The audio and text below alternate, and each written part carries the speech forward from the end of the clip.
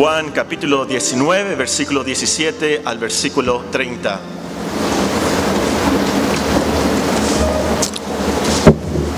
¿Qué contestaría usted si le preguntaran cuál fue el sufrimiento físico más doloroso que soportó Cristo en la cruz? ¿Cuál fue el sufrimiento físico más doloroso, más agonizante que soportó nuestro Señor Jesucristo en la cruz? ¿Qué contestaría usted? ¿Que lo azotaron? Algunos tal vez dijeran, bueno, fueron los clavos que lo crucificaron, lo clavaron a una cruz. Tal vez otros pensaran en esos estudios que tuvimos de la corona de espinas. Tal vez algunos no pensaran, pero hay que mencionar que nuestro Señor Jesucristo sufrió mucho cuando lo escarnecieron y cuando escupieron sobre Él. Y estudiamos eso. ¿Qué contestaría usted? ¿Qué es lo que más le hizo sufrir a la hora de la cruz? Según el erudito A.T. Robertson, la agonía más severa fue que sufrió sed. Sufrió mucha sed.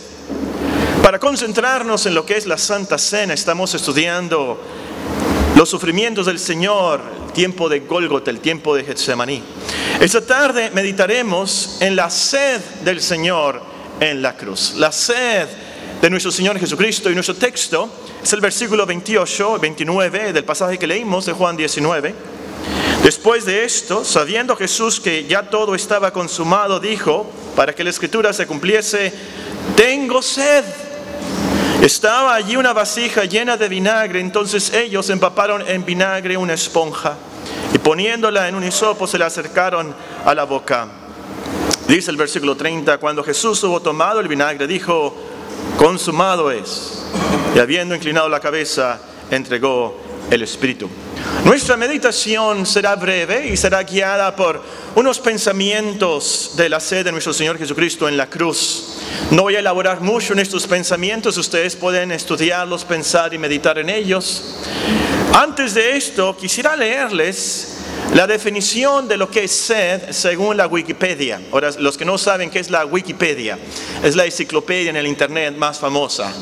La Wikipedia dice: la sed es el ansia por beber líquidos causado por el instinto básico de beber. Es un mecanismo esencial de regulación del contenido de agua en el cuerpo y uno de los primeros síntomas de la deshidratación. Se produce por una carencia de hidratación, es decir, se produce por una carencia de líquido, de agua, o por un aumento de la concentración de sales minerales.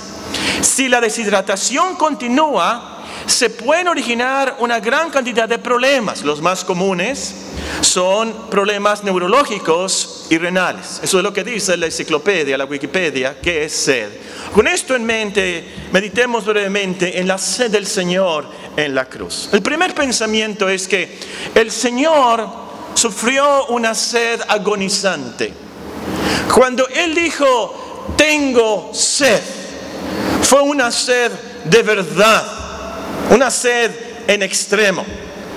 Hay sed que, por ejemplo, podemos ir a una casa y nos dicen: ¿quieres una limonada? ¿Quieres algo de tomar? ¿Quieres una Coca-Cola? Algo. Y nosotros tenemos sed, pero no es tanta la sed y podemos pensar, bueno, cuando yo llegue a mi casa tomo. No es tanta la sed. O por el cumplimiento de estar de visita, bueno, sí, tráeme un vaso de agua, algo, lo que sea. Pero no tenemos tanta sed y la tomamos. Es poca la sed real. Pero también puede haber ocasiones en que tengamos mucha sed en extremo. Yo me acuerdo cuando tuve una sed de verdad. Y les ha platicado a la congregación antigua cuando vivíamos en la otra iglesia, ¿se acuerdan? Pero ya tenemos nuevos miembros y así que puedo contarles a los nuevos. Nunca voy a olvidar cuando tuve sed de verdad. Lo que pasó es que estaba en la secundaria y uno de los maestros nos pidió una investigación acerca de las rocas y minerales. Vivía yo enseguida de la Prevo, allá por la Álamos 19, por el Boulevard Morelos, allá donde está la Prevo. Y estaba joven en ese tiempo, y yo y mi amigo nos fuimos caminando desde la Prevo hasta el Cerro de la Campana. a buscar los minerales y las rocas, y ahí había piedras blancas. Y mi amigo tenía un tío que trabajaba en ingeniería rural, de minerales, algo así, que está por la, no sé si todavía está por la López del Castillo y el Boulevard Transversal. Nos fuimos caminando desde el Cerro de la Campana hasta la López del Castillo y ahí cerca del Boulevard Luis Encinas. Su tío nos regaló varias piedras muy interesantes, minerales, y entre esas piedras iba una piedra muy grande de sal. Y muy ocurrentes nosotros queríamos comprobar, nunca habíamos visto sal tan grande, queríamos comprobar cómo que esto es sal, y probamos la sal. Ese fue el error de mi vida, probar la sal. Me entró una sed y todavía teníamos que devolvernos caminando hasta nuestra casa. Y éramos estudiantes de la secundaria, pobres, no podíamos comprar nada, ¿verdad? Ya vamos los dos caminando kilómetro tras kilómetro pensando, nos vamos a morir de sed, una sed de verdad. Ahora, por supuesto, esa sed no se compara a la sed que tuvo nuestro Señor Jesucristo en la cruz. Nuestro Señor Jesucristo tenía mucha sed, no tan solamente porque no había tomado agua, no le habían dado agua, pero acuérdense que había sudado mucho. Había sudado mucho por los azotes, los sufrimientos de ese día. Había sangrado mucho. Mucho había sangrado en los azotes. Los azotes no eran unos latigazos nada más leves. Eran latigazos a muerte. En el látigo tenían piedras y clavos para abrir la espalda a propósito y hacerla sangrar. Muchos morían de los latigazos en sí, sangrando. Nuestro Señor Jesucristo entonces estaba totalmente deshidratado, llegando a la cruz así en el sudor, sangrando de los azotes. Le clavaron unos clavos tan grandes que Tomás, el Dídimo, había dudado de que la resurrección de nuestro Señor Jesucristo, y dijo él, si yo no metiera mi dedo en los orificios de las manos del Señor, yo no voy a creer. Quiere decir que los clavos eran grandísimos, de tal manera que él podía meter un dedo en el orificio, en las heridas de las manos de nuestro Señor, y él sangró de sus manos, sangró de los azotes en su espalda, en su cuerpo, sangró por la corona de espinas, sangró en sus pies también. Estaba totalmente deshidratado. Su sed fue realmente agonizante, en extrema. Fue sed de muerte. Ese es el primer pensamiento. Segundo pensamiento: el Señor, creador del agua, de los ríos, de los lagos, del Antártico, de la Antártica, tuvo sed. No sé cómo llamarle a esto, ironía, paradoja. El creador, el proveedor del agua del universo, tuvo sed. Y el punto, hermanos, es que Él era Dios, no tenía que sufrir sed. Él podía haber llamado a un ángel, tráeme agua de Belén, como había dicho David, que traigan agua del pozo de Belén. Pero él no hizo eso. Él sufrió la sed.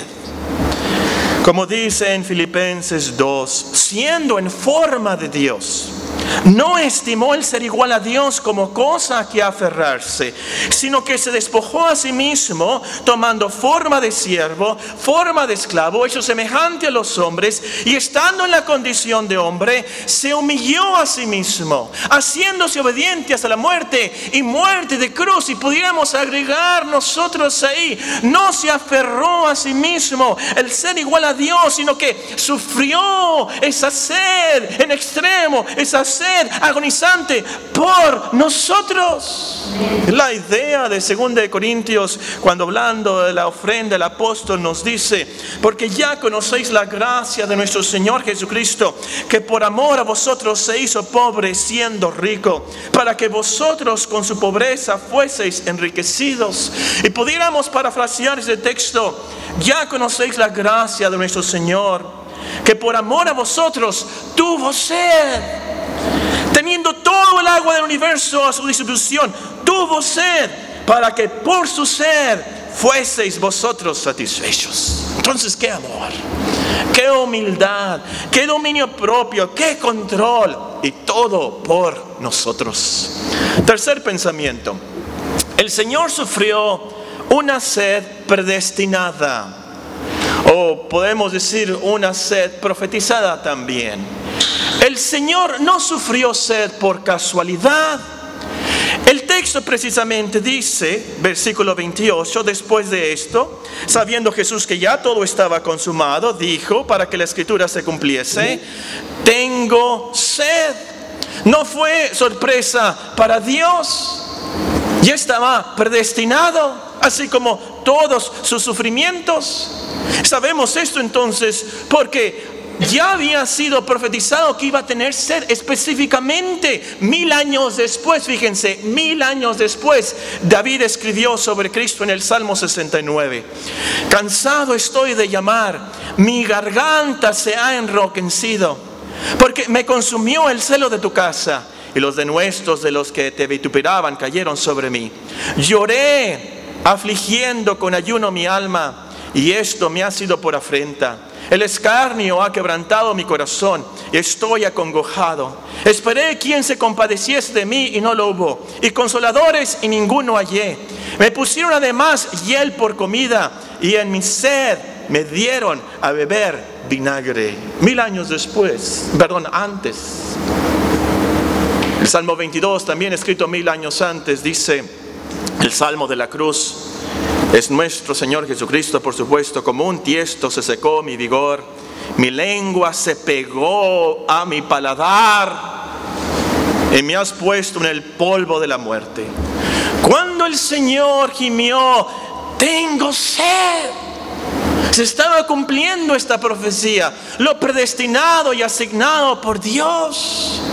Cuarto pensamiento: el Señor sufrió sed como castigo por nuestros pecados. Ahí los que están escribiendo, anotando, escriban Isaías capítulo 53. En Lucas 16 nos encontramos, por así decirlo, una pequeña fotografía de lo que va a ser el infierno. Nos encontramos ahí a un hombre rico, y él nos revela cuál es lo más agonizante del infierno. ¿Qué es lo que le dolía más? La primer cosa que dijo fue esta: Padre Abraham, ten misericordia de mí, envía a Lázaro para que moje la punta de su dedo en agua y refresca mi lengua, porque estoy atormentado en esta llama. ¡Qué sed tan increíble y agonizante ha de haber sido esa! Que la punta, tan solo una gota de agua. Nosotros merecemos la sed del infierno, pero Cristo la sufrió por nosotros en la cruz. La sed es castigo por el pecado. El Señor no tenía que sufrir sed.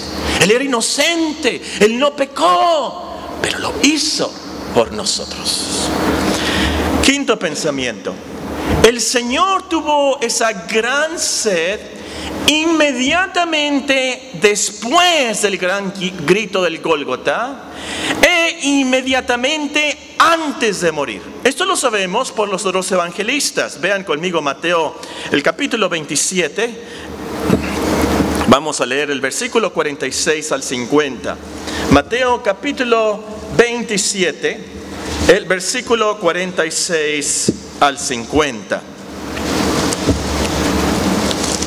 Nos dice la palabra de Dios: cerca de la hora novena, Jesús clamó a gran voz, diciendo: Elí, Elí, lama sabactani. Esto es: Dios mío,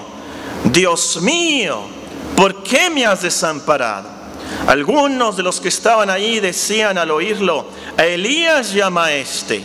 Y al instante, Corriendo uno de ellos tomó una esponja, la empapó de vinagre y poniéndola en una caña le dio a beber. Pero los otros decían: deja, veamos si viene Elías a librarle. Mas Jesús, habiendo otra vez clamado a gran voz. ¿Qué clamó? Juan nos dice en nuestro pasaje, él clamó: consumado es. Habiendo otra vez clamado a gran voz, entregó el Espíritu. Entonces, esto quiere decir, por así decirlo, el clímax de la agonía, del dolor de nuestro Señor Jesucristo. Inmediatamente después del Elí, Elí, lama sabactani, Él dice: tengo sed. Es el clímax, el punto más alto de su dolor. Le dan el vinagre y ya está todo consumado, todo terminado, todo sufrimiento del castigo que nosotros merecíamos. Y dice él: consumado es. Y muere, voluntariamente muere. Sexto pensamiento: el Señor no recibió agua para mitigar su sed. El Señor no recibió agua refrescante para satisfacer su agonía de sed. Tenía tanta sed, por supuesto, le dolía la garganta, su lengua estaba pegada a su paladar, nos dice el salmista. O dice en otra parte, ya su voz enronquecida, y había dado un gran grito. Tanta sed que le dieron vinagre, vinagre amargo, vinagre ácido. Su garganta ardió con más dolor. Les voy a decir la verdad. Hay algunos que creen que el soldado, por amable, por generosidad, por compasión, le dio vinagre que ellos, los soldados, usaban para tomar en ese tiempo, que era una clase de vinagre que se hacía con vino amargo, con agua. Pero por la profecía del Salmo 69, sabemos que no fue por amable, fue por crueldad, no fue por compasión, fue para burlarse. Y es obvio, puesto que necesitaba algo refrescante, necesitaba agua, y le dan algo ácido, amargo. En Proverbios 10:26 leemos que el vinagre hace que duelan hasta los dientes. Entonces no se imaginen el vinagre que compramos en el Price Club por galón, ¿verdad? Vale, no sé, 20, 30 pesos, no vale mucho. Y que era vinagre de verdad, ácido, amargo, que lo hizo sufrir más. Penúltimo pensamiento: el Señor tuvo sed, comprobando así que Él era hombre. Dios no tiene sed. Dios no necesita tomar nada. Dios no tiene sed, por supuesto. Solo como hombre podía sufrir sed. Ahora ya notamos de Filipenses 2 que Él es Dios. Él no se aferró a eso. Y leímos en Juan 19, precisamente es uno de mis pasajes favoritos de toda la Escritura. En Juan 19 es la hora de la cruz. Están en Getsemaní y van los soldados a arrestarlo. Y Él dice: ¿a quién buscáis? Y ellos contestan: a Jesús Nazareno. Lo leímos en Juan 19. ¿Qué contesta Él? Yo soy. Y esa frase tan sencilla es tan potente que los tumbó, a todos cayeron. Y yo me imagino aún los árboles inclinándose ante ese yo soy, porque yo soy es Jehová. Él es Dios. Yo soy. Sin duda alguna, eso es lo que le da poder a la cruz y la sangre del Calvario. En el Calvario murieron 3 ese día. Había 3 cruces ahí. Los otros ladrones también murieron clavados, pero ellos no nos salvaron.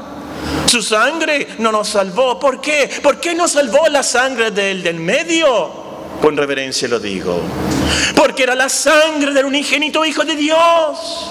Porque era la sangre de Dios, como dice en el libro de los Hechos. Es la sangre del Señor.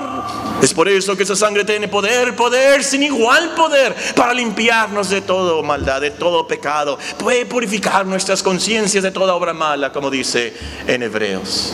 Qué bendición y qué maravilla es eso, que Cristo es Dios, qué milagro. La encarnación. Eso es importante, súper importante a la hora de la cruz. Pero también es súper importante que Él sea hombre. 100% Dios, 100% hombre. Su humanidad es tan esencial para salvarnos. Como dice un catecismo cristiano, ¿por qué el mediador debía de ser hombre? La respuesta es esta. Era necesario que el mediador fuese hombre para que pudiera obedecer la ley en nuestro lugar, para poder sufrir e interceder por nosotros en nuestra naturaleza, para sentir con nosotros nuestras debilidades, para que pudiéramos recibir la adopción de hijos y tuviéramos ánimo y libre acceso al trono de la gracia.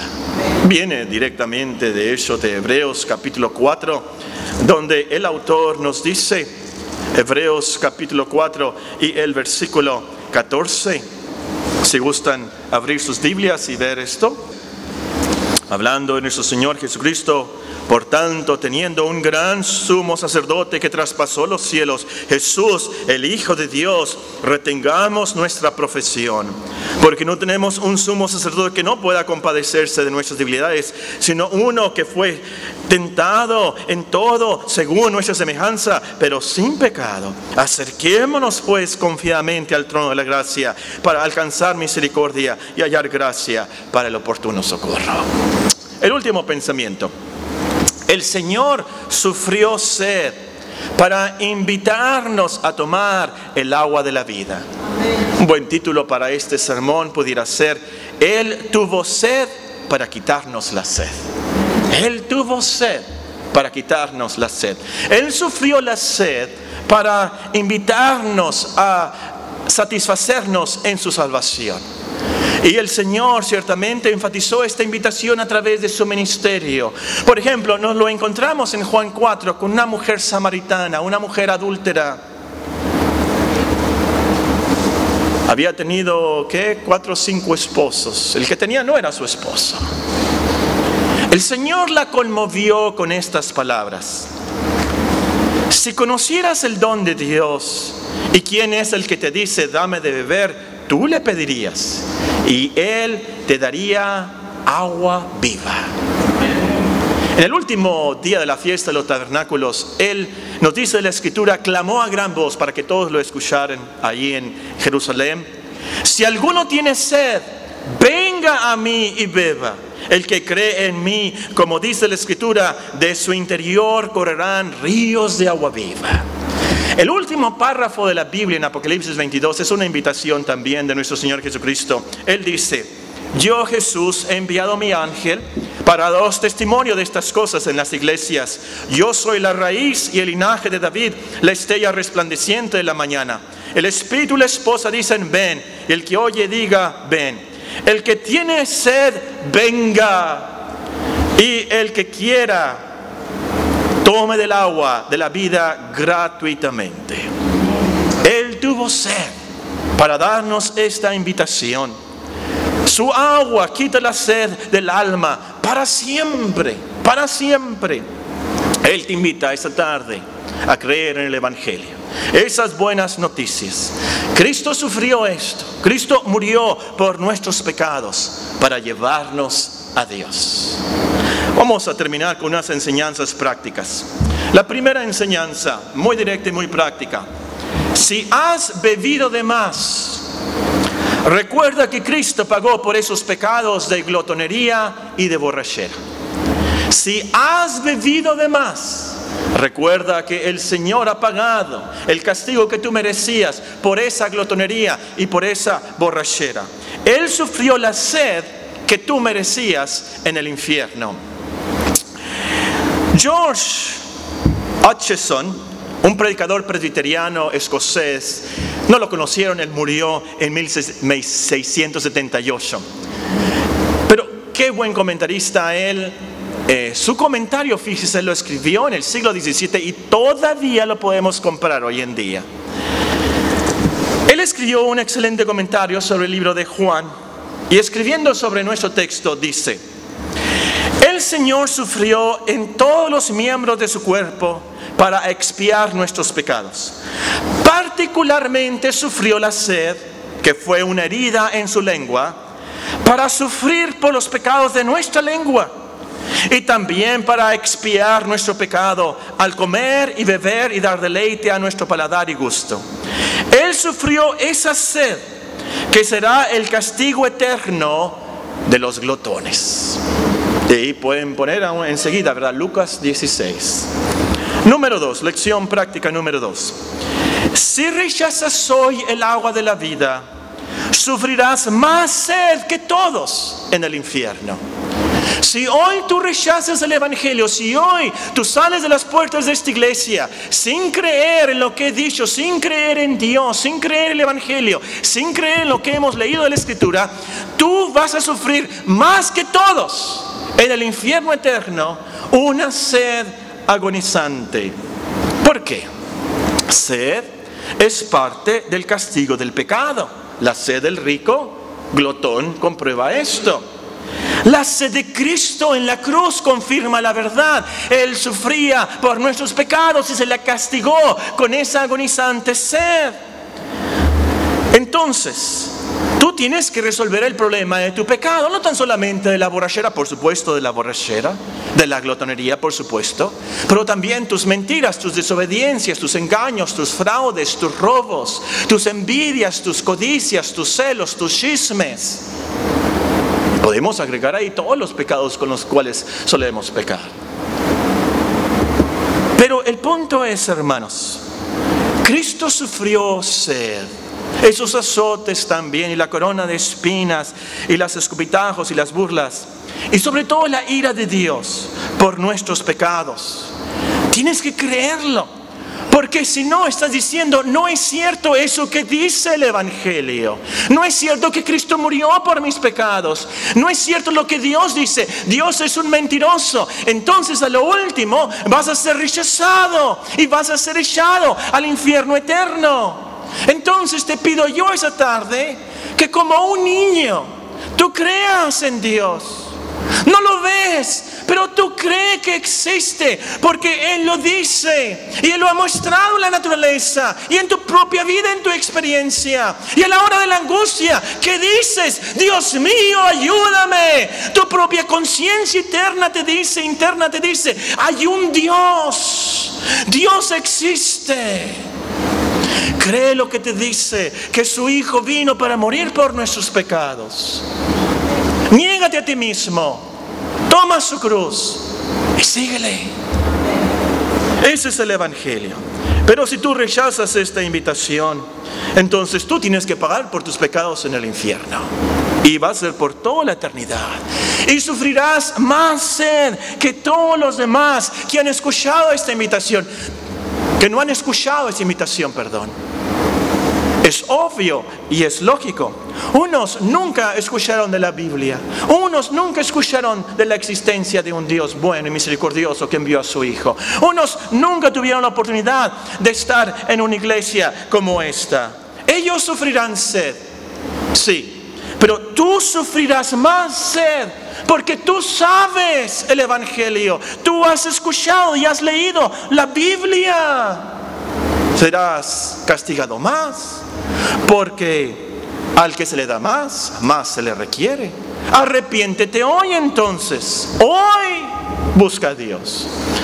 Último pensamiento práctico.